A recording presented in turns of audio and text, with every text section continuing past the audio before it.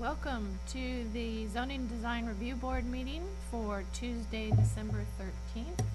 I will call the meeting to order and welcome our newest member, Jared Denton. He's a well-recognized architect in Napa Valley, if you don't know him, and a previous member of ZDRB. So we're very lucky to have his experience and knowledge. So welcome. Thank you. Roll call. All right. Member Denton. Present. Member Allen. Yes. Vice Chair Tigert. Here.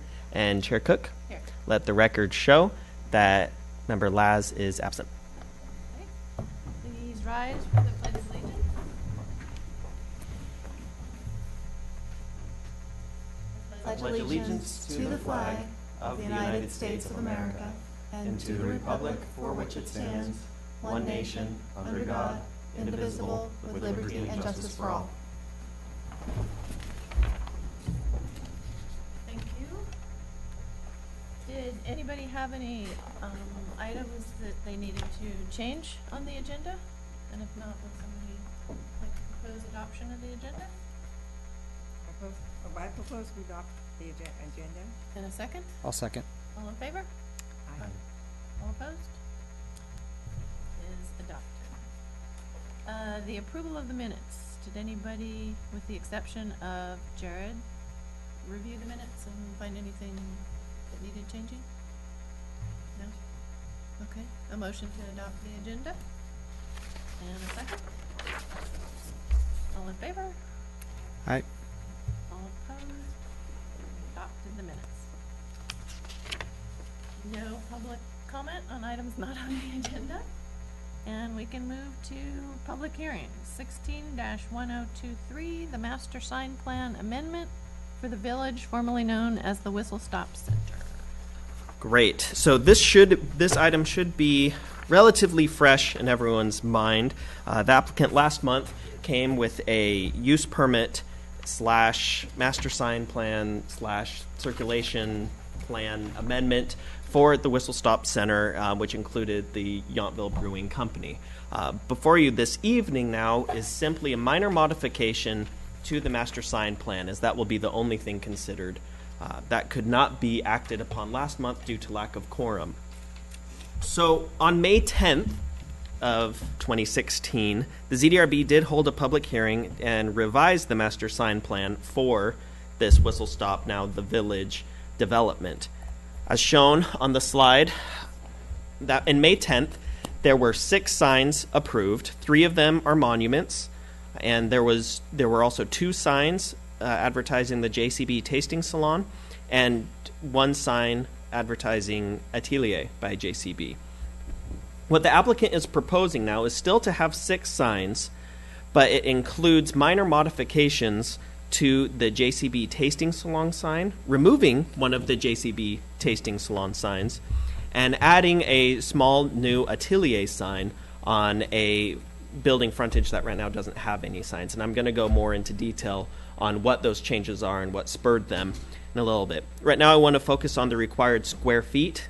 As you know, all master sign plans in town are required to, well, there's a certain amount of square footage of signage that is permitted due to the amount of building frontage that this development has. 80.5 square feet of signage is permitted for all of the businesses.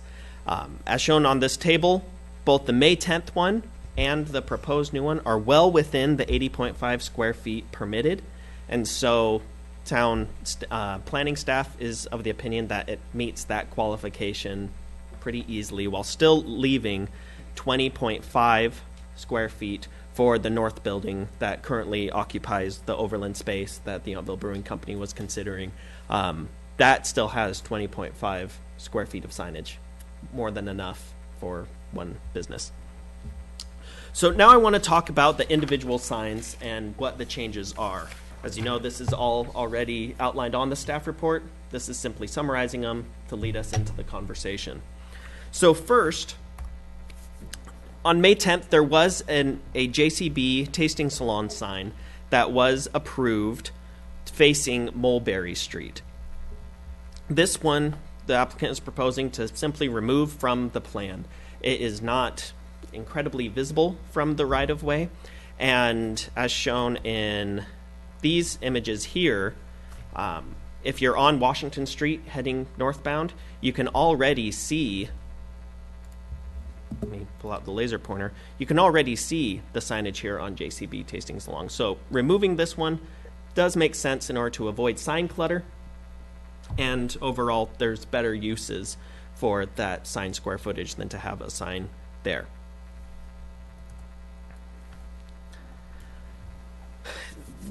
The alterations to the existing signs include this one over here, the JCB Tasting Salon. It was originally measured as 4 square feet because it only took into account the actual letters on the beam. After looking at it again, that's not how we typically measure signs. It's clearly the whole sign, so that's why in the new plan it goes from 4 square feet to 13.9 square feet. It's still within the 80.5, so it shouldn't be too big an issue. The text will also go from this kind of chrome silver look to a dark black, and that is in order to have it be more visible and also maybe help out with the glare at nighttime possibly, which was something that was discussed in that May 10th meeting, if you recall. Another change would be the Atelier sign that is hanging over the front doors. In order to provide more context and more description on what Atelier means, they are proposing adding subtext that shows the goods that you can get there: gourmet food and espresso. That results in a small increase from 6.7 square feet to 8.75 square feet. Again, still well within, and maintaining the same look and feel as the current signs. This last one will be the primary point of conversation. They are proposing an additional Atelier sign to be placed on this north face of the building in order to give direction and context to pedestrians here, since this is the one right next to the parking lot. Though the code states the following: the ZDRB may grant an exception to the strict application to the sign ordinance. This proposed sign location, this additional Atelier sign on the north side, does require an exception because the code permits 1 sign per business. However, exceptions can be made for businesses that are on a corner, such as the one that was approved in May, having a JCB Tasting Salon on the corner there on Mulberry. This one, though not cornering up is a word, to another right-of-way, because the parking lot is set back so much, it's as if this frontage is shown on the right-of-way. As these images show, as you're going southbound on Washington Street, this is the side of the building that you see, much more than the one that abuts Washington Street. Approval has been granted in the past to allow businesses that have a second sign on a different elevation, where the elevation is visible from the right-of-way, such as Gates Estates or Priest Ranch in town. Priest Ranch, has that long driveway that's exposed. You can see that coming, and so that exception has been granted in the past. Overall, planning staff does think that the findings can be made in order to allow this sign. It is well within the permitted square footage of signage for the space. It follows the same theme of design as the other signs on the property and approved in the plan. And it overall guides people, pedestrians and vehicle drivers alike, to that space. It's also noted in the findings that are in the staff report, this is where the ADA, the accessible entrance to the building, is located. And so it is appropriate to have signage there to guide those with accessibility needs to know how to get into Atelier. The findings, and I can go into more detail if you'd like, are listed on page 3 of the staff report, stating how it's staff's opinion that it is warranted. Let me know if you'd like me to go into more details. For now, I'm here to answer any questions you might have. The applicant's also here to answer questions and talk if you'd like. So Okay. Time is yours. Thank you, Nathan. Does anybody have any questions of staff? Mikhail? So with the southern facing sign that they're now removing from that, is there any way to avoid finding these exceptions and say, because it's still part of the same building, they could technically have it on the north facing side? Is there anything that says if you're on the corner, it has to be on the corner facing side of the building? Yeah, it's assumed that if we're making, you don't need to make findings if it's a corner lot on 2 right-of-ways. And that Mulberry Street South Side one is part of the right-of-way still. And so that's why no special findings for an exception were required. Because this one is showing out towards a parking lot rather than a public street. That's why the findings are required. So the location does matter, not just the building itself. Does that answer your question? But does the location of the sign actually matter? Because it's where it does, because the findings have to follow where the sign is, I guess, signing on to. If it's a public street, you don't need findings. If it's a parking lot, you do need findings. Got it. Okay, that's my only question. Barbara? I'm good. I have, Okay. you explained very well. Thank you. Can you show me on one of those pictures where the ADA ramp is? It is an elevator located there, Oh, right there. Okay. just above the W on the Okay. sign. You can see that little gray box. That is an elevator that the applicant really did not have to put in. They, right now, the only, or as it was years ago, the only ramp is in the back. But in order to make it a more accessible building, they put this in here, which the town encourages to make buildings as accessible as possible. Okay. And you noted in here that the proposed changes will result in 6 signs. Is that The same number as it was approved on, as May 10th. okay? Because you're removing one, adding one, it's a wash. Okay. Okay. Those are my questions. Karen? No questions? Jared? Just one point of clarification. So when you increase the JCB tasting salon square footage from 4 to roughly 13, was that counting the entire beam, or was that just from the J to the N? That's now the whole beam. Any other? Okay. The addition of the gourmet foods and espresso and the black change from silver to black lettering, those have already been done, right? Yes. Okay. Now they're getting approval for it. Yeah. Okay. Okay, those are my questions of staff. One thing to note, and the applicant can speak more on it, what you see out there right now is an additional hanging sign underneath the Telia JCB, so it looks like Right. kind of this little extra Yeah. adage hanging on. The proposed one would be one sign altogether, okay. so that would be a That difference. will look better. Okay. Yes. Okay. Did the applicant want to come up and say anything? Thank you, board. Thank you, staff. My name is Tom Blackwood. I'm the Director of Retail Operations for JCB in the Boissé Collection.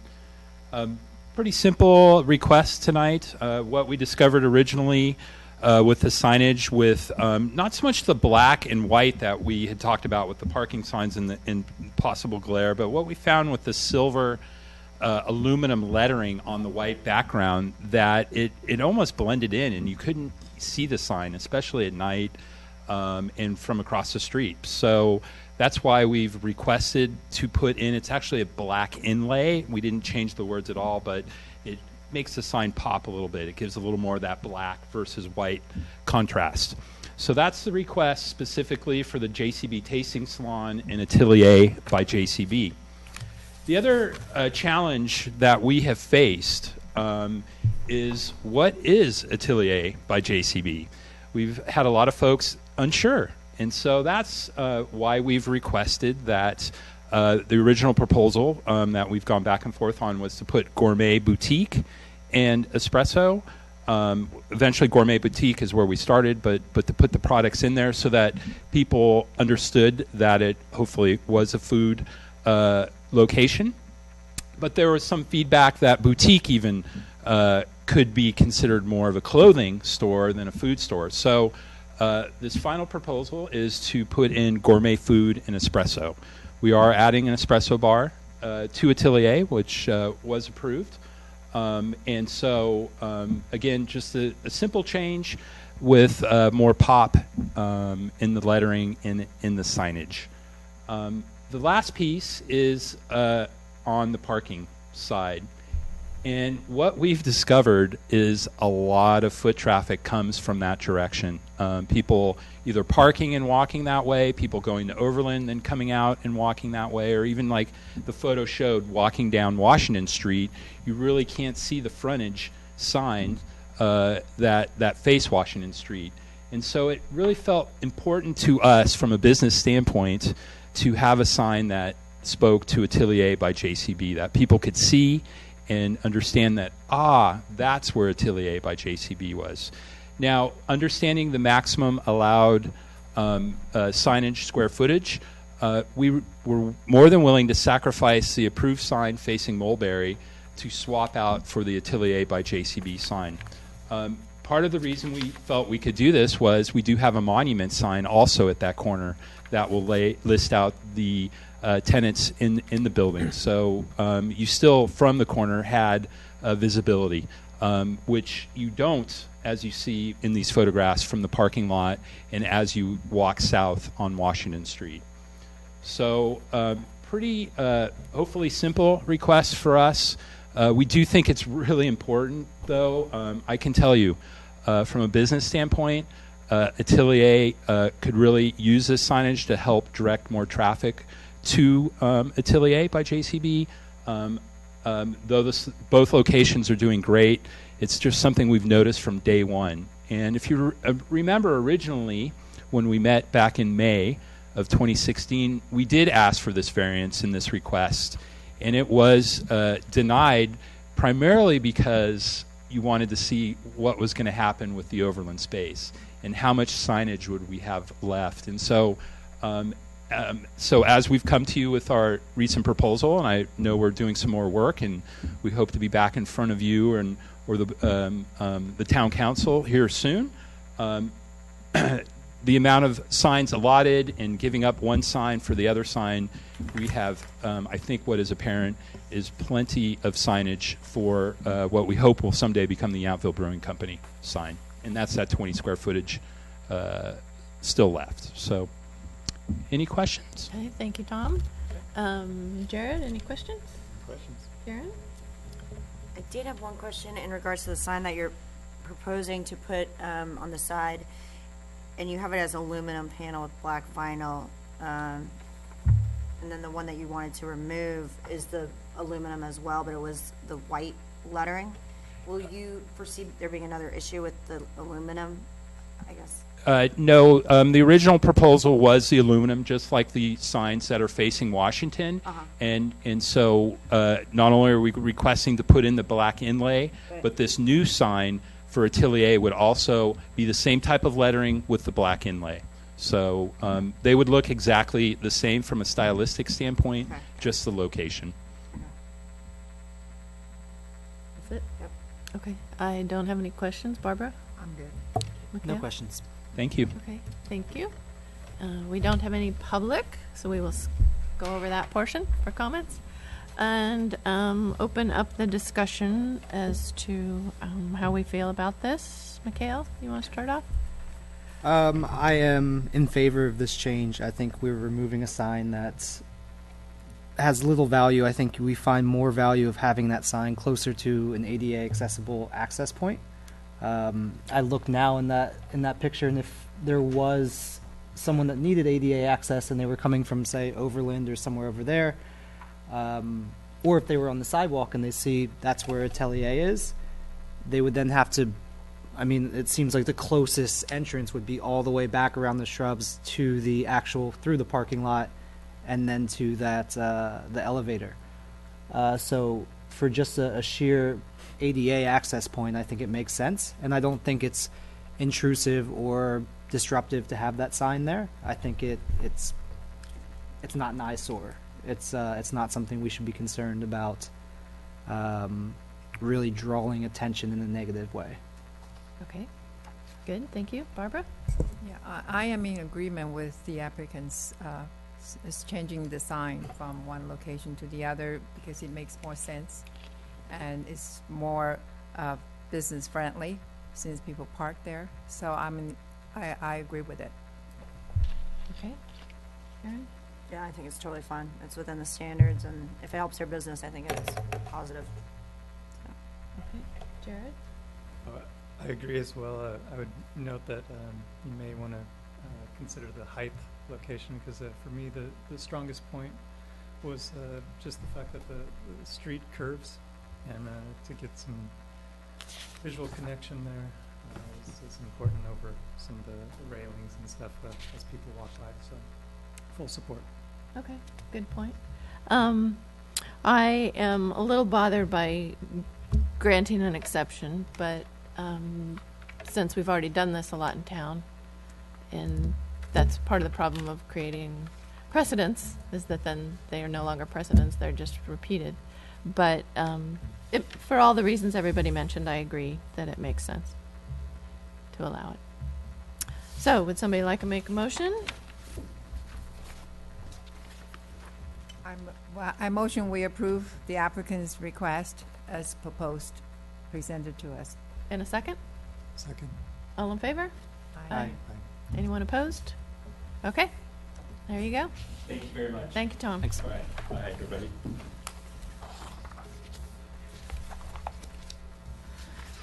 Okay, we will move on to the next item, 16-1024, modification, Yountville Municipal Code sections regarding open space and floor area ratio requirements and definitions. Right, this Oh, is boy. where it gets fun. So, first I'm going to tell you a little bit how we can do this, and then you can tell me if you like it or hate it. I'm hoping to provide a little bit of background of how we got there and keep that relatively brief, and then really hop into the changes one by one that are outlined in the staff report. We can then go one of two ways. I can go one by one, read them all, and then we can have discussion, or introduce one, have discussion, introduce the other one, have discussion. How does the board feel would be more appropriate? To me, that makes more sense, one by one. Okay, Of course. we can do that. Hopefully that doesn't offend any members of the public. Doesn't Okay. look like it. So first, just to provide some background, on May 17th of 2016, the town council held a special meeting with the ZDRB, and among the topics was noise, which then resulted in the modifications to the noise ordinance, as well as open space and floor area ratio, about the relationship between the two principles and the definitions and requirements and the calculation methods that are found within the municipal code. That generated some work for staff. We were able to consolidate as much as we could, capturing the themes from that workshop, hearing the 10 individuals there and their opinions. And then we were able to have a meeting on September 13th with the ZDRB. That led to some more comments. That September 13th staff report that summarized all of the combined workshop comments was included in the packet. Hopefully you had opportunities to review that. Following the September 13th meeting and discussion of the ZDRB, staff was directed to come up with an ordinance, write something up, and that's what you have before you this evening. The key themes from that ZDRB meeting was an overall agreement that FAR is meant to control the massing of a development. That's what FAR, floor area ratio, is for. Open space is pretty much the opposite. It should be treated as the opposite of building mass. And it is the prerogative of the business to determine how public or private their open space should be. Then we talked a little bit about parking and a certain pilot program that wasn't the most popular thing discussed there. The idea of having maybe, if businesses can prove that parking isn't impacted by adding to their use area, would the ZDRB be open to that? You weren't. So the staff was able to then come back and make some adjustments, proposed modifications to the code. It's now before you. And so what we will be doing is going over some of the changes made to chapter 17 and 18, which is the zoning ordinance and the design ordinance. First, we are going to discuss the definitions. Can I ask you one quick question? Of course. Has your changes gone before the town attorney yet? Yes. Or is this still theoretical? Okay. Yes, this has already been proposed. Okay. There was one section noted that is not included in your report, but we will discuss this evening, where open space is referenced in section 18.42. That would be modified just to be consistent with whatever we decide this evening. That will also be reviewed with the town attorney, of course, before any action is taken. Okay. So first is 17.08 definitions. For those who want to follow along, I'm on page 2 of the staff report. A new definition for carport was added, which the proposed definition is being a shelter for a vehicle consisting of a roof supported on posts, often built beside a dwelling unit, open on at least 2 sides. The reason this was added is it was not included in the past, and this seems like an appropriate thing to add. Does that definition seem to make sense to the board? What's everyone's thoughts? Anybody have any? I have a thought. When it's a carport, it's typically open on 3 sides as opposed to 2, and there was a reference in the latter part of the report that actually stated 3. Oh, did it? Okay. So, 2 sides or 3 sides? What would the board prefer? I think 3 makes sense Agreed. if that's the more common definition.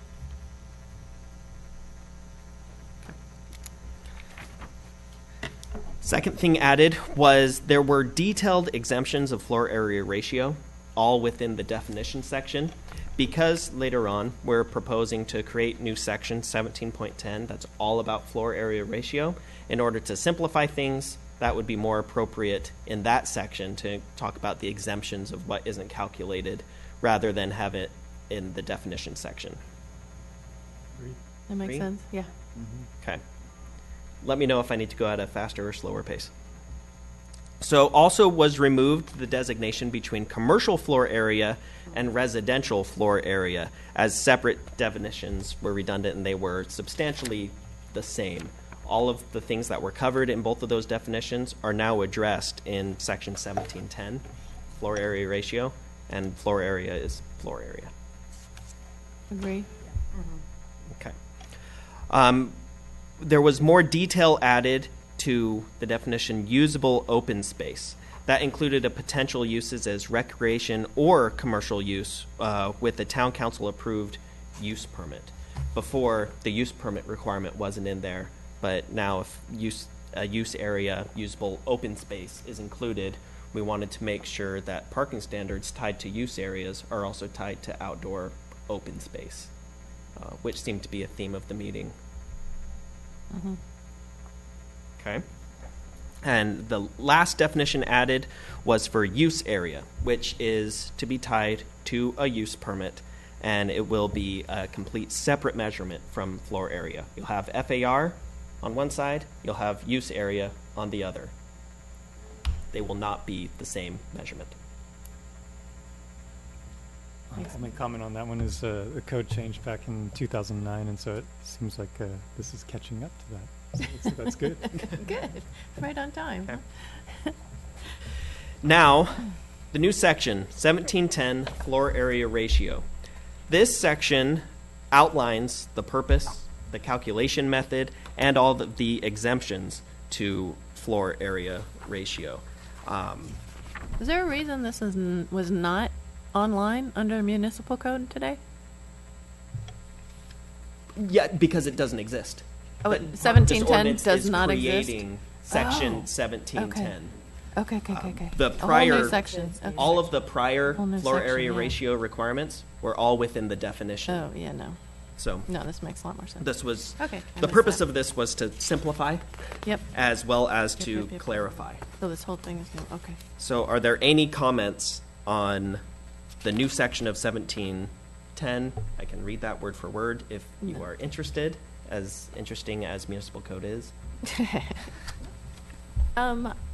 I think it would be interesting is a lot of the things refer to lots of such number of square feet, and there's no way to look on a map and know how many square feet a lot is.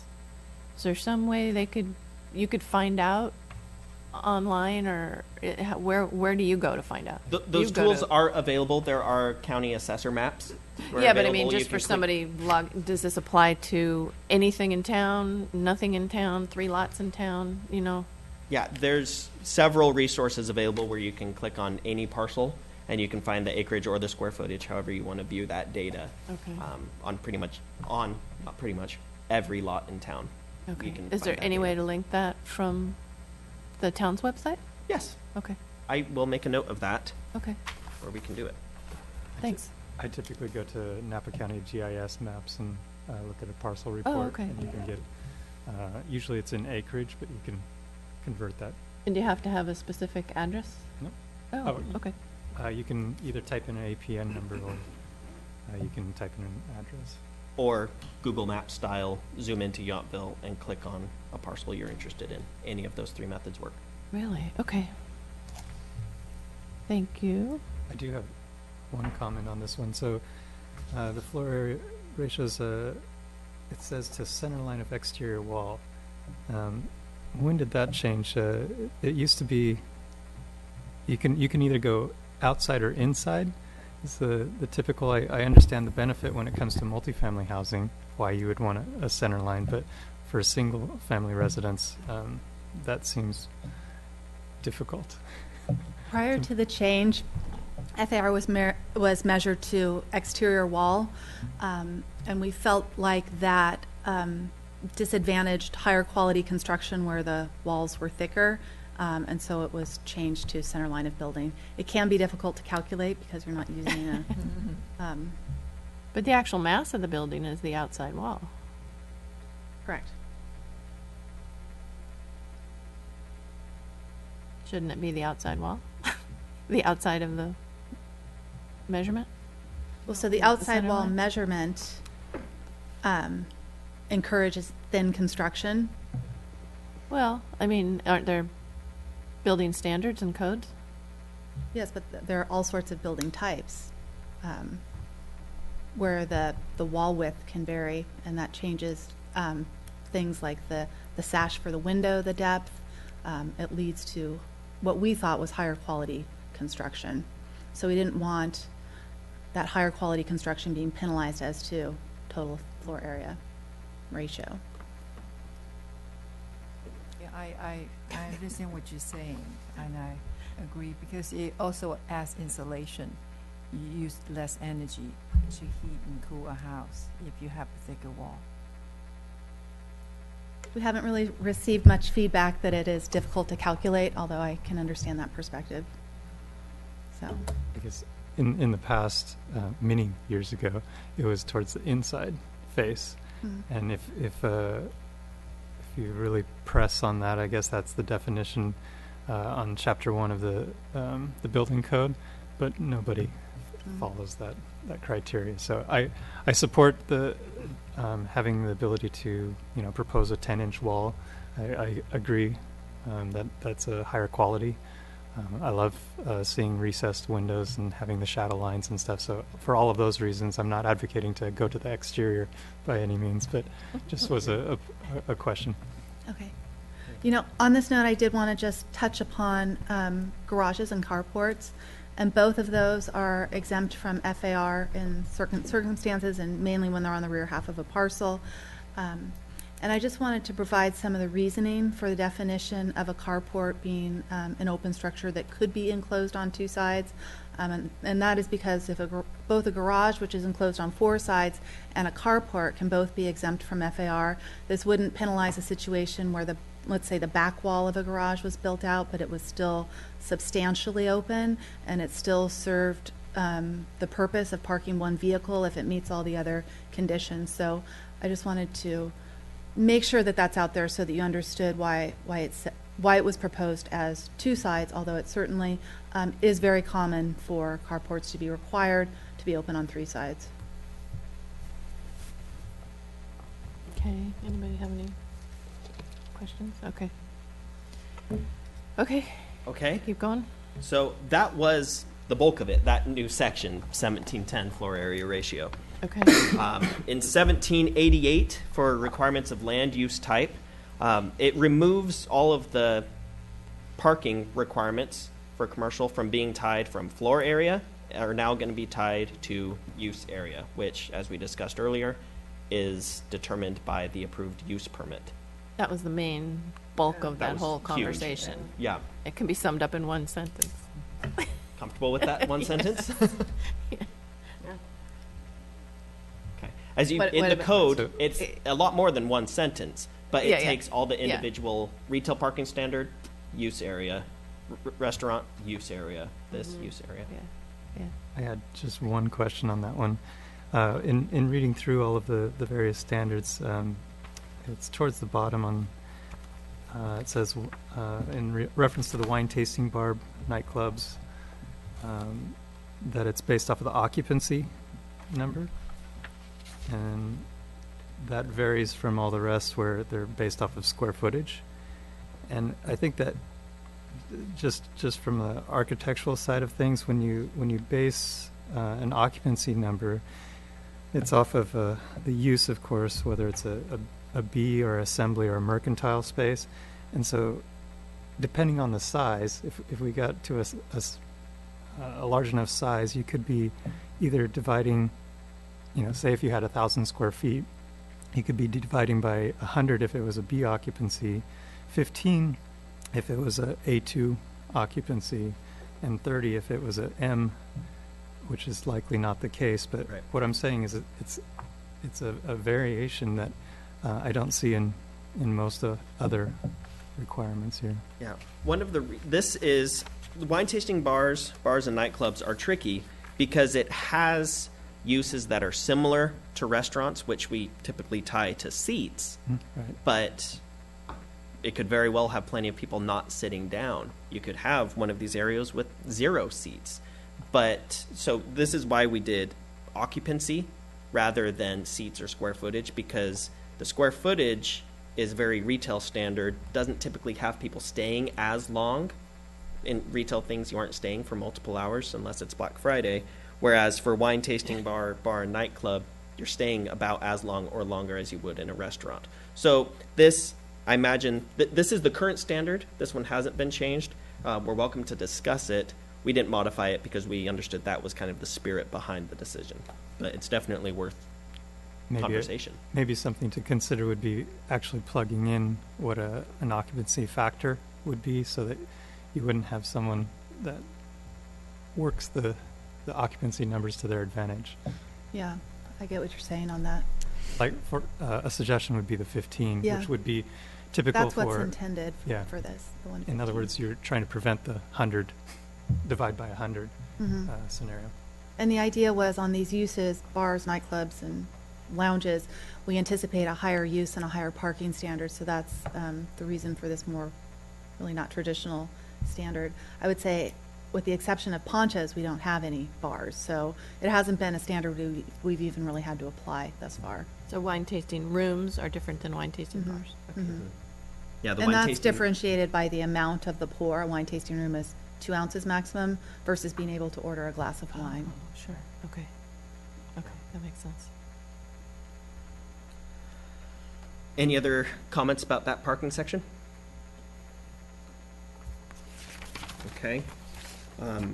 It's worth noting we also included a section on shared use at the end of that wasn't previously there, saying if there's an occasion where multiple uses share the same common space, let's say there's a space that you can sit down and enjoy a limited service restaurant, but the chairs and the tables you're sitting at are for sale. Yes, that's a retail space, but it's also a restaurant space. Whatever the more strict of the requirement is, that's what would apply in that sense. So in that example, a limited service restaurant being determined by seats would trump the retail standard for parking. Can't use that word anymore. Would take over. Okay. Does that Yes. seem to make sense? Yes. Okay. the greater parking standard will apply is how Okay. it's phrased there. Okay. Almost there. Open space in now section 1796. It provided clarification in supplemental definitions, particularly as it relates to private usable open space and usable open space all together. It just simplifies some things. We proposed removing some language that could be interpreted as superfluous, that this just clarifies everything based on the conversations from the workshop and the other public hearings. Simply put, open space is the opposite of building massing. Just keep it at that. So the edits there were in that spirit.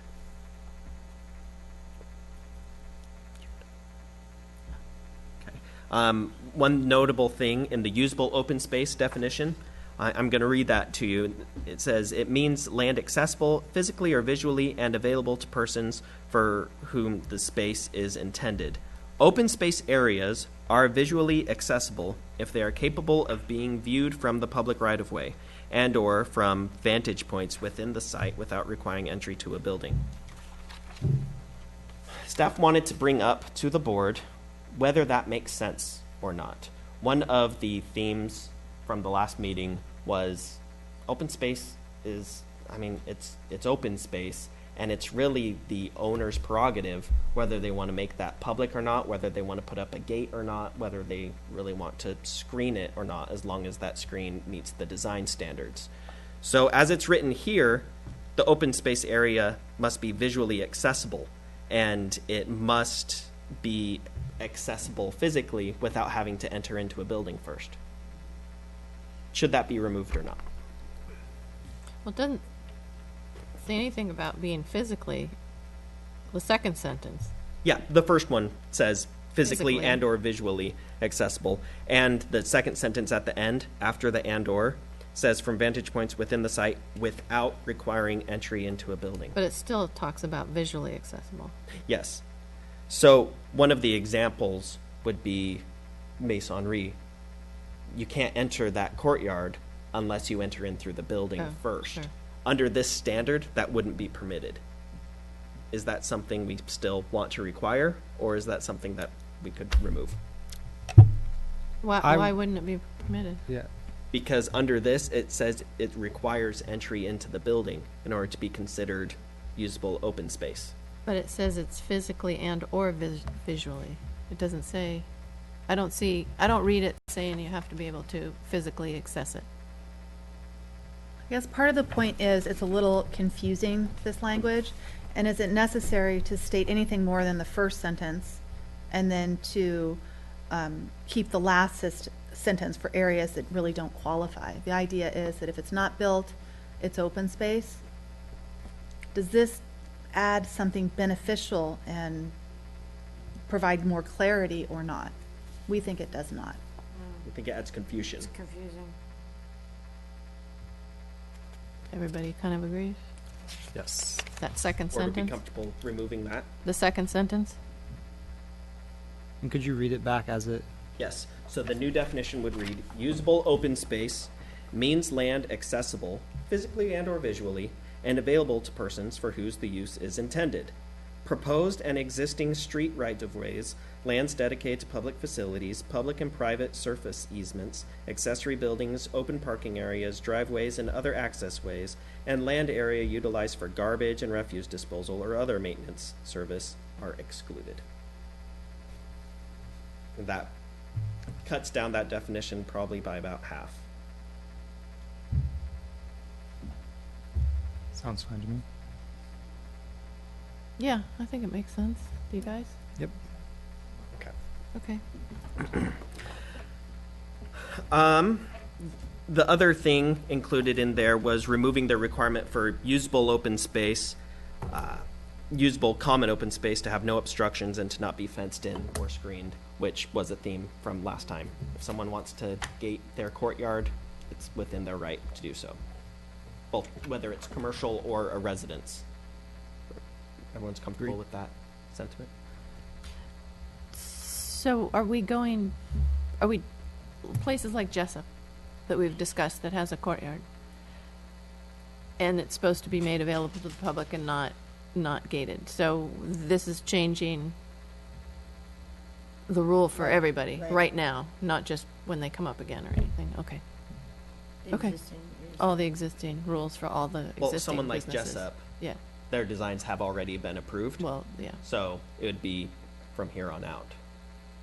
They can Would come have these back new to standards. reapply to be closed up. Okay. Lastly, or second to lastly, Chapter 18.32 has a building elements section. Really, the only thing added there was a reinforcement that FAR calculations contribute to the overall massing of a structure. Doesn't really change any of the requirements in the building element section. It's just adding a little extra clarification on the why behind it all. Now, as I mentioned before, Section 184220 includes design standards for commercial buildings, residential buildings, all of those things. And they all reference open space. So one of the things that unfortunately isn't in the ordinance, and I'm sorry because I missed this, it references the definitions and includes definitions for open space. What we would go and do is make sure those definitions are consistent with the definitions that are in Chapter 17 by the things where it says the requirement is intended to provide for open spaces such as courtyards, which are unenclosed and usable to shoppers. Will now kind of remove who cares if it's enclosed or not. If it meets the new definitions of open space, it's open space. Any questions on that? Okay. I don't. Anybody? Okay. And that is the ordinance. Really? Those municipal Okay. code That wasn't so painful. edits. So, as a group, the board is being asked to, of course, have discussion, which we just had a lot of. You're welcome to have more. Staff's here to have answer any questions you might have. But the board is also asked to make a recommendation for this to go before the town council for further discussion and adoption. So, it's up to you. Okay. Did anybody have any comments overall or in particular? No, I think it pretty much sums up our meeting from the last time we discussed it I agree. pretty Barbara? accurately. Yeah, I agree. Okay. Okay. Jared? No, I like having clarity, so, Yeah. in general. It's Okay. nice. Then would somebody like to make a motion to recommend this? I move to recommend this for town council's approval. That works? Sure. Recommend that the town council approve it. Yes. Okay. And a second? I'll second it. All in favor? Aye. Aye. Any opposed? Nope. Okay. There we go. Good job. Thank you. Thank you. That was not an easy process. Yes, that was a lot of work. You made it seem really easy. It sounded really easy, but I'm sure it wasn't on your part either. Okay, we will move on to 16-1035, modification of Yountville Municipal Code sections regarding second residential units. Good evening. Tonight you have before you a draft ordinance for second dwellings. And this is a non-urgency ordinance that is the result of an urgency ordinance that was adopted by the town council on December 6th. And that ordinance went into effect automatically for 45 days in order to be in place by a January 1st deadline that is state imposed. And so the town must enact a non-urgency ordinance, and like I say, that's the one before you tonight, or extend the deadline of the urgency ordinance by January 20. And we're intending to take this non-urgency ordinance to the council on January 17th to meet those timelines. So in September, Governor Brown signed Senate Bill 1069 into law in an effort to streamline housing production in the state. And it applies all the same laws for housing production in all cities and communities rather than distinguishing between what makes them different. So it's difficult in the sense that it puts sort of cookie cutter regulations on Yountville and gives us very little discretion. The idea is that it expands an owner's ability to build a second residential building on a property that's already developed with a single family residence, and it restricts the town's discretionary or regulatory authority over that type of development. The town's prior second dwelling ordinance gave much flexibility to the town in regulating the types of second dwellings that were permissible. And as I go through the proposed sections, I'll mention what those are so you know how the proposed ordinance is different. So one of the things that state law changes is the size of an accessible dwelling unit.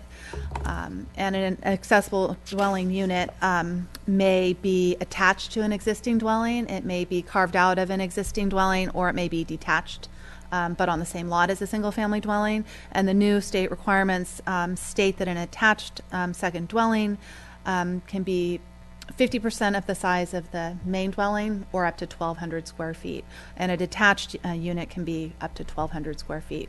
That's much larger than currently allowed or previously allowed under the code, which was 600. So that potentially results in larger units in town. I will note that the town's floor area regulations still apply. So where a property, let's say a 6,000 square foot parcel, is permitted to develop to 25%. That's only 1,500 square feet, so these numbers don't really make a whole lot of sense in town. And we still have some ability to regulate maximum size because of the floor area and how they play into one another, those rules. Parking is another regulation that's changed at the state level. At most, we can require 1 parking space per unit. And it may be as tandem or open or in a setback or any type of parking. But what's significant is that there are 5 conditions in which the town cannot require additional parking, and one of those applies here in town. It's where residence is within 1/2 mile of public transit, and the bus line that runs down Washington Street satisfies that standard according to the town attorney. So basically we can't require parking for second dwellings any longer. To comply with these requirements, the urgency ordinance amended the Yountville Municipal Code to address tandem parking, and then to add a new section that makes clear that no additional parking is required in any of the 5 circumstances that are listed here, and also that replacement parking can be provided in any configuration. So that's probably one of the larger changes to this code. Garage conversions is another big one. The big one.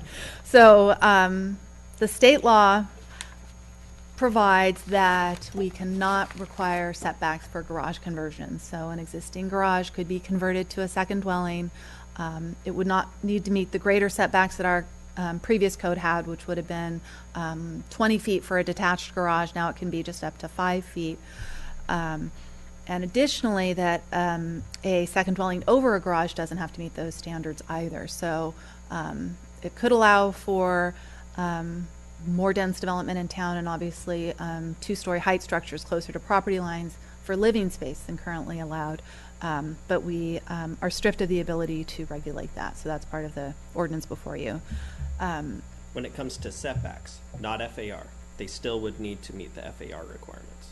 What about the 50% of the homes on a street there can't be more than 50 two-story That applies homes, to the 50 single-family homes, so Yeah. I would say it wouldn't apply to the second dwelling, But still, unless we modify that section. can we? A question that we'll ask the town attorney, yes. I mean, that very much changes the look, Yes. and we purposefully have that ordinance to keep a certain look. And if every single-story house in town put a second-story garage over their garage. Yeah. We'll look into that. Good point. There's a new section in the urgency ordinance and the proposed non-urgency ordinance that would provide that second dwellings are approved at staff level as long as they meet the requirements that are provided. And so that's different. We've been bringing designs to this board. You'll no longer see those. The last requirement that is one that we can add if we think it will benefit the town is an owner occupancy requirement for second dwellings.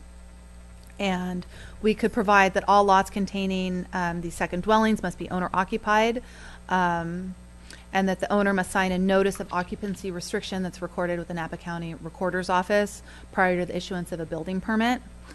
And I note in the staff report that before the urgency ordinance, the town did not impose this requirement on lots with second dwellings as per ordinance or policy, but I have seen use permits for second dwellings that are older that did have that requirement. I don't think in all those cases that it was recorded against the property, so it's not an active restriction. So some of the arguments in favor of the owner occupancy requirement is that they'll be better maintained and that the tenant management will be better, obviously because the homeowner is on site. It also works to prevent developers and investors and second property owners from developing those properties into second dwellings if they're not also living on site. On the other hand, those that are opposed to the owner occupancy requirements believe they contribute to the housing crisis by resulting in vacancies, that we have these units, they're just simply not occupied, and so we're losing out on an opportunity, and even more that can negatively impact the neighborhood character because they're empty neighborhoods. And it's also argued that deed restrictions affect property values and they result in lower assessed values because they limit the uses that can be permitted on a property. So we've provided a definition in the draft ordinance, and it's basically that a property owner that's reflected in the title resides at the residence as evidenced by voter registration, vehicle registration, or similar means, and that they actually have to reside at the site for more than 6 months out of any given year, and that he cannot receive rent for it. And this is a flexible enough definition that it could allow a second homeowner who resides here for part of the year, say a semi-retired person, to build a second dwelling, whereas if it was truly just a weekend home, they wouldn't have that opportunity. In jurisdictions that adopt owner occupancy restrictions, sometimes there are code provisions that give greater flexibility for an owner who must leave the area for business or other means, and it doesn't jeopardize that second dwelling. I haven't included anything of that nature in the staff report, but that is an option. And then there's the issue of this deed being recorded and imposed on future purchasers of a property. And so it's having the notice of occupancy restriction signed by a new owner upon a sale, by having it as a deed restriction. And then there's the item to consider that if the property sells and it's no longer owner occupied, do we need to have a provision that requires that an owner take out those attributes that make it a second dwelling, the kitchen for one, and convert it back to another type of bonus space, maybe an artist studio or something of that nature. So the owner occupancy could impose difficult enforcement issues or burdens on staff and on future owners. So we're presenting that to you tonight and seeking feedback. We'll be taking it to the council on the 17th. Okay. I'm sure there are some questions. You want to start, Jared? Sure.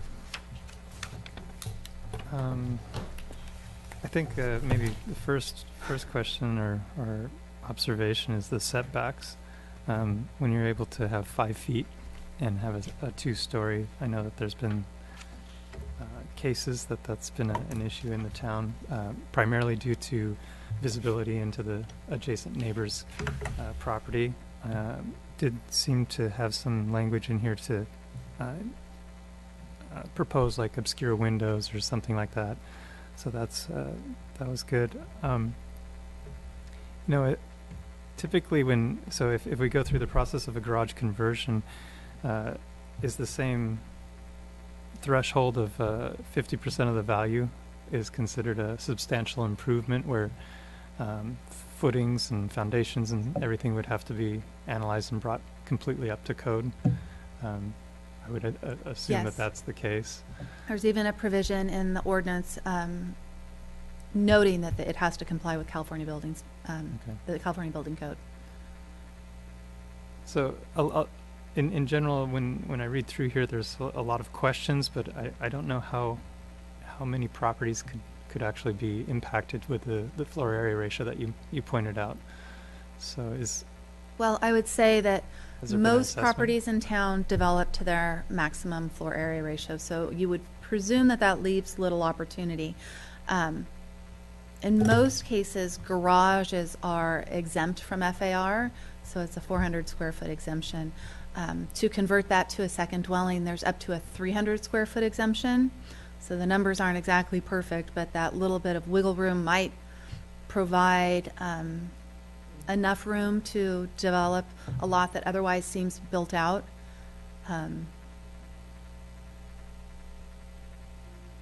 Perhaps that limits it to a maximum size of 300 square feet, and now you have really an unusable garage, so do we count that? There are a lot of questions with this, the code before you. And certainly what we're required to do from the state hasn't offered any guidance to us, just throws these new regulations down. And so we do want to have something on the books so that we retain any control and authority that we have. And some of that is in providing the design standards and mentioning the obscure windows or above eye level and certain little minor things that we can still have some control over. Wasn't there something about a 6,000 square foot minimum lot size? Yes. And do we know how many lots in town are over? I mean, aren't a lot under 6,000 square feet? Not a lot. No? Most Okay. of them are over 6,000. Okay. There's a handful, I'd say, probably in the Old Town Historic District that are below. Okay. Is there a way to get creative with the wording of the garage to make it like single level garages or something like that that would then like trigger the FAR exemption to prevent them from building out? I'm not clear on what you're asking, sorry. Like, so if they're putting another space on top of the garage, right? And that's kind of what we're worried about and trying to lessen as much as possible. Is there any way, because right now garages are exempt from FAR, correct? For the most part, Okay, depending so on where they're located. if there's some sort of way to attach our definition of what's exempt from FAR by including a piece that says a garage that has like one level or something like that. Well, we have a separate FAR exemption of up to 300 square feet for a second dwelling.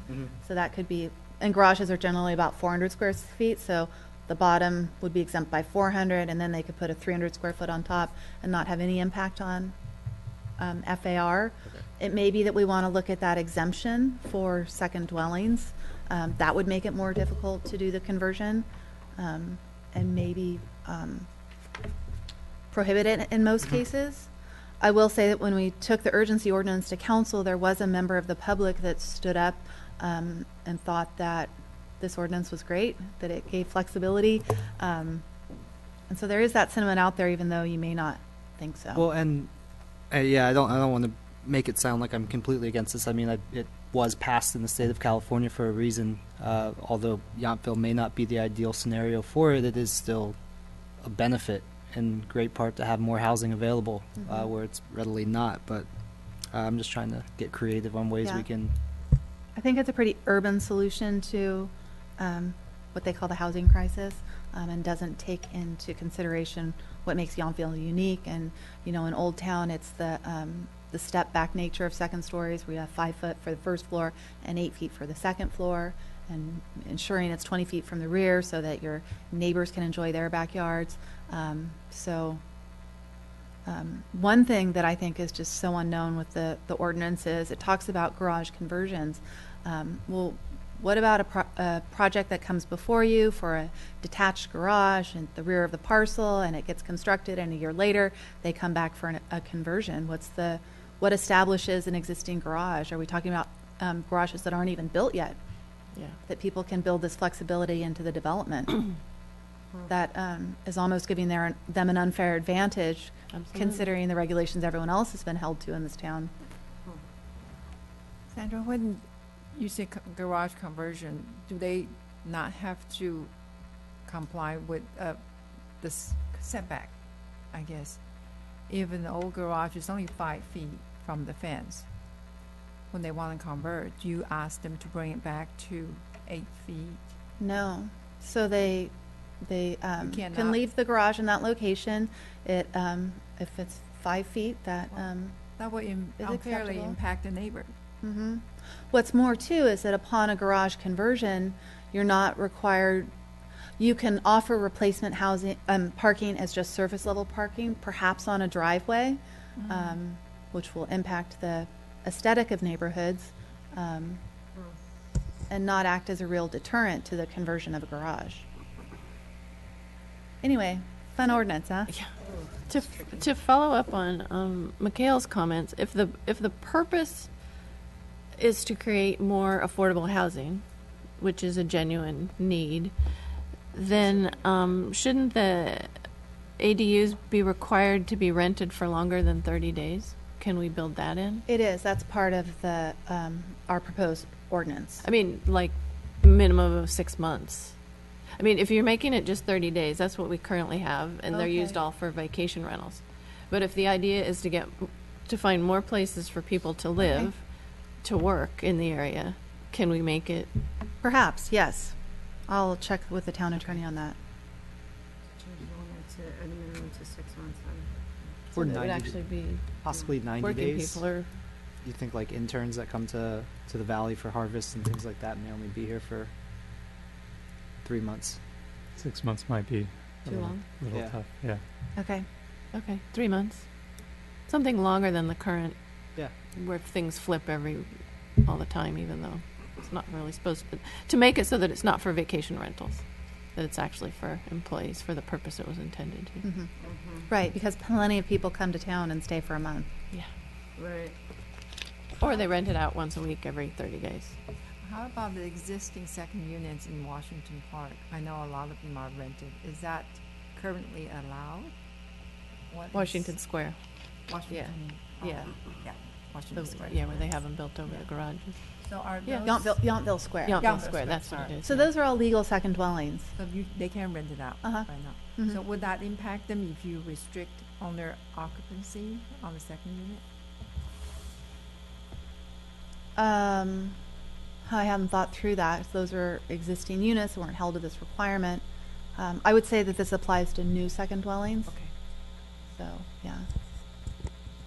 Just for perspective, I think I was involved with the last legally detached garage and unit up above that got both of the FAR credits at that time, and it was a restriction on the owner to be occupying the premise, and I don't know when that changed, but that actually forced them to move 3 months after they finished building it.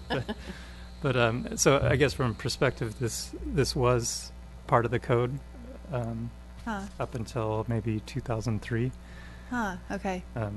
and was taken advantage at least on 1 or 2 parcels, and I think quickly enacted a new regulation because of that. And I know that adjacent neighbors had strong opposition to that. because Sure. of- Yeah, sure. And that was even with the second story set back further than the 5 feet. Right. When you talk about owners, using the homeowner's exemption for property tax purposes to follow up, to determine who's an owner versus like you were talking about if somebody just bought it as an investor, how do you know that somebody buys it as an investment? I mean, you were using that in now I can't find it. In one of your definitions. I think one way to identify that, because on the property tax, you have an owner occupancy tax credit. Right. So if you don't apply that credit, usually it's not your primary resident. But then you could change that after you file it. No. You can, yeah, You'd because be you can allowed- move it. Oh, you can move it, I To guess. your to other another property. Then you would change the status of Yeah. residency. Yeah. Then you can catch them that way. Presumably, it would be on your residence if you were doing it as an investor.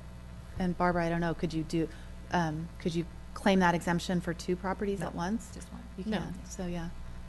But you could put it on this one to get your owner occupancy Presuming you don't have a house restriction. elsewhere. And then Yeah. change it to your other one, and then this is Right. both, yeah. But then you can't. They're just, how do you follow up on the proof? Hard. Yeah. Yeah. enforcement is Mhm. difficult. And the ordinance is written by the town attorney, suggests that it's a notice of occupancy restriction where they simply really make a declaration that gets recorded. Yeah, that's really not,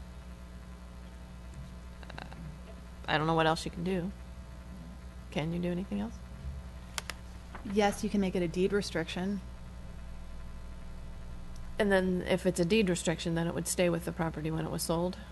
Mhm. But in the And other it gives case, it an would not. owner, a purchaser, notice that the restriction is in place, so they know the use is limited upon purchase. I think that would be important, wouldn't it? But you're only going to apply to the new construction, whether they convert the Mhm. garage or, Mhm. okay. It would be from this point moving forward, yes. I think it would be important for it to be a deed restriction, just so that you could at least try and keep some control. Okay. But we may want to ask the lawyer if we can do that. Yeah. Going back to the minimum lot area, I'm not advocating for this, but to be in the spirit of the law, can we actually limit it to the 6,000 square feet? I think it'll work itself out that from the floor area ratios and just pure size, no one with a 5,000 square foot lot or in that realm would even be able to build a second Yeah. dwelling True. there. But I guess the question is Town of Yountville in solid, firm founding with limiting it to the 6,000 and above? I just know that that's been in place. I don't know the reason for selecting it, why that was the magic number where the density of a second dwelling would be acceptable on a parcel. We could consider a larger parcel size, which would further limit the ability to do these. That is clearly within the authority that we retain under the state law. Okay.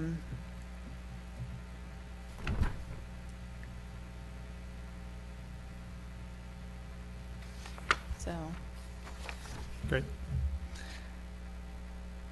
Another hard one is the 5 conditions for not dealing with the parking.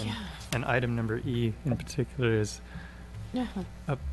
accessible car share vehicle located within 1 block. That seems very difficult for staff to monitor, regulate, and it seems like that's an out for just avoiding Yeah. parking. So yeah.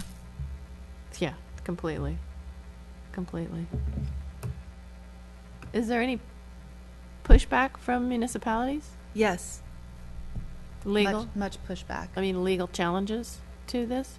I don't know whether it's gone to that level or not. I know that the League of California Cities opposed the regulations, and there was individual opposition from many communities. Yeah, I mean, it makes sense for We changed a density, or like you said, a urban, but it's Well, really hard to apply yeah. here. Local land use authority is something that's really treasured, and that communities get to decide what they are, and this just strips a community of that ability, and so sort of leaves a bad taste in most people's mouths. And it can't even go to design review, which is a weird thing to throw in there, just to make it go faster. Is that Mm-hmm. For We're larger required cities? to approve it within, gosh, is it 90 or 180 days? Or I think, no, it's 120 days. So we have limited time to review it and deem it complete, and then determine whether or not it meets the requirements, and ultimately approve it. changed the landscape of this town in many areas. So maybe, going back to what Member Denton said about the minimum lot area, maybe that's where we have the greatest opportunity to limit these, if that's what you think is important.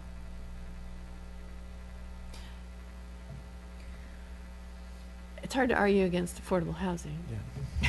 Yeah, you have to figure out what's more important. but It's not but the parking formally designated affordable housing, but it tends to be more affordable just because of Right. its size and location. But when you're throwing 2 or 3 cars out on the street for every place that builds, that's not ideal.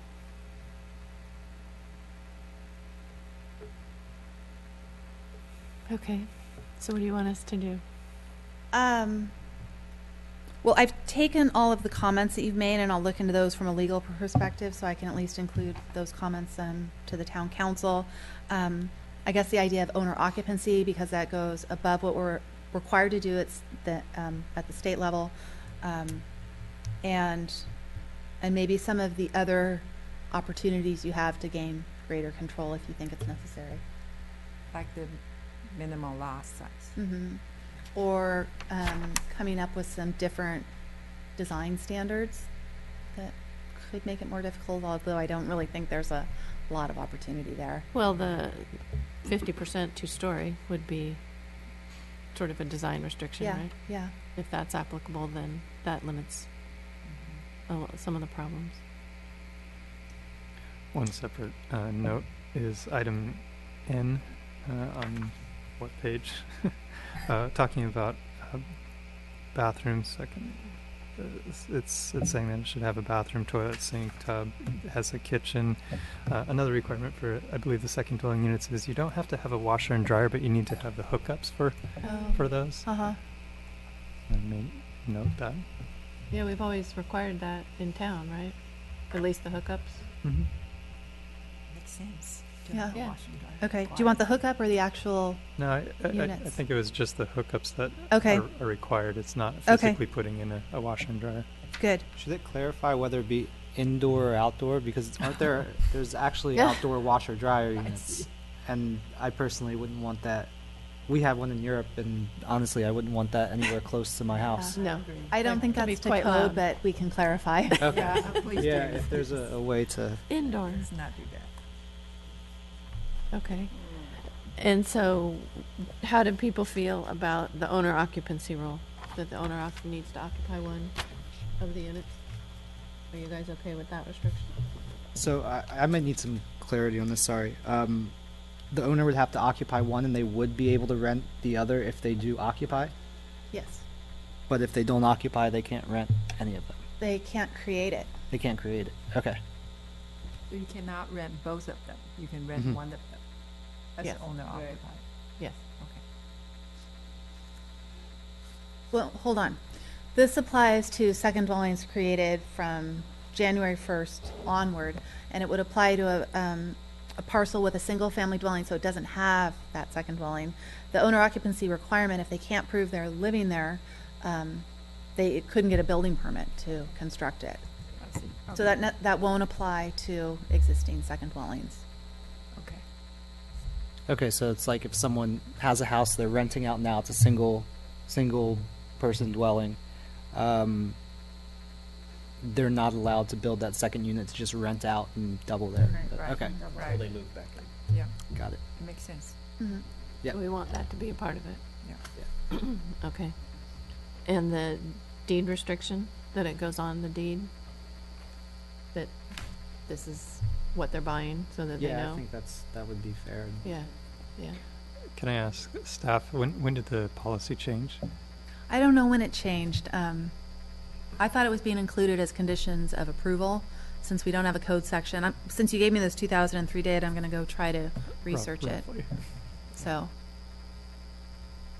it would at least be interesting history to know why the town's position changed and whether that was a formal change in policy or whether rather than policy, it was just a condition of approval. So I do want to know. Yeah, I would more. actually like to find out the answer to that as well. We'll let you know. at What, the next yeah, meeting what was the Yeah, give reason us a for little the switch? update. Yeah. Stay tuned. Okay, do you have enough from us? I think I'd like a formal recommendation.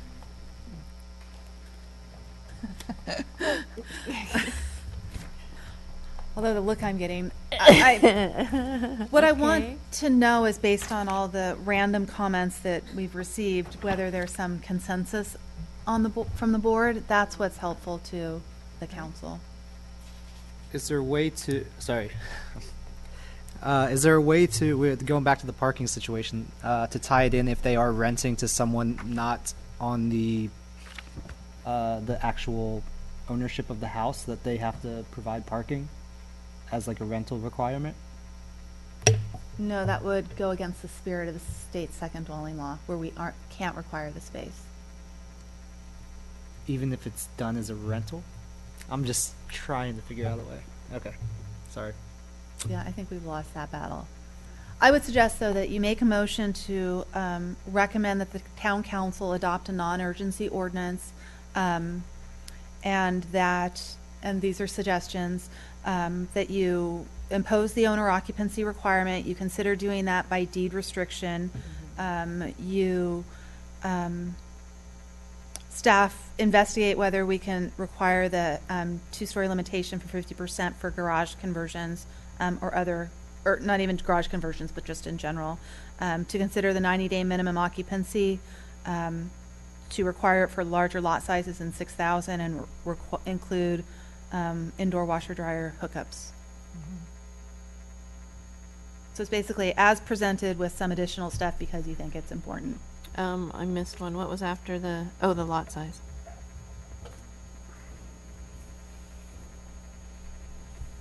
And I haven't heard the consensus of the board on all of those, but those are all items that were just raised. I think we kind of all agreed to all of those, didn't we? Okay, No, so you haven't addressed lot size. I'll make a motion. Do you want us to recommend lot size? Or just above 6,000, or do we go from 6,000 to 7,000? That staff investigate. Yeah, You can do that. Okay. okay. I will make a motion that we approve the non-urgency ordinance as presented with the changes of looking at the owner occupancy by deed restrictions be applied, that staff investigate looking into the 50% two-story restriction that we currently have in place in town, that staff investigate a 90-day minimum rental period for ADUs, and that staff investigate the option to increase the minimum lot size to be available. And washer dryer hookups. Oh, and the washer dryer. Yeah, I put an arrow. I didn't write it down. And adding a washer dryer hookup indoors. Okay. Point of clarification, can we approve or are we recommending? Recommending that the town council approve. Okay. Anybody want to second that? Second. All in favor? Aye. All opposed? No one? Okay. All right, Aye. that's a tough one. Thanks. Can I add a comment? I think a lot of the comments here may be taken in a negative Yeah. sense, and I think for just a broad perspective, I think accessory units and housing stock is an important need. I think the objections that you're hearing from us up here will be more the lack that the local jurisdiction has control or power over that it's being mandated. So Very good point. Yes. Yes. And we like to a certain extent, control the landscape of our town, where we live. It'd be nice. It's not an urban location. Thank you for the job you did presenting it. I thought that was really nice the way you laid it out, that what we can do, what we may have say over, what the limitations are. That made it easier to digest. Thank you. Okay. Staff and board reports? Okay, not anything huge. Just a welcome again to Member Denton, and know that we will have a January meeting. Okay. One of the items of note that will be addressed at that meeting will be our favorite topic of assigning members to ad hoc meetings or committees. Member Dorman was a member of two different ones, I believe. I'm going to need to go and check. One was the general plan ad hoc committee, and the other one was the ZODO, the zoning design ordinance committee that hasn't met, I want to say, in 3 years. So those will be conversations to have in January. Okay. But I do strongly encourage everyone to look at their schedule and see what their availabilities are to serve on those. I can't speak on the Zoto committee, but the general plan ad hoc committee, we worked out a schedule and the meetings are infrequent. So we'll give more details on that in January, but I want you to ponder those things as we prepare for the next meeting. There's also a likely applicant to, with a master sign plan that we might look at again. It's not the applicant from today, but that's another thing to look forward to. Okay, That's all I have to report on. thank you very much. Then I will move that we adjourn the meeting. A second? A second. All in favor? Thank you very much. Thanks.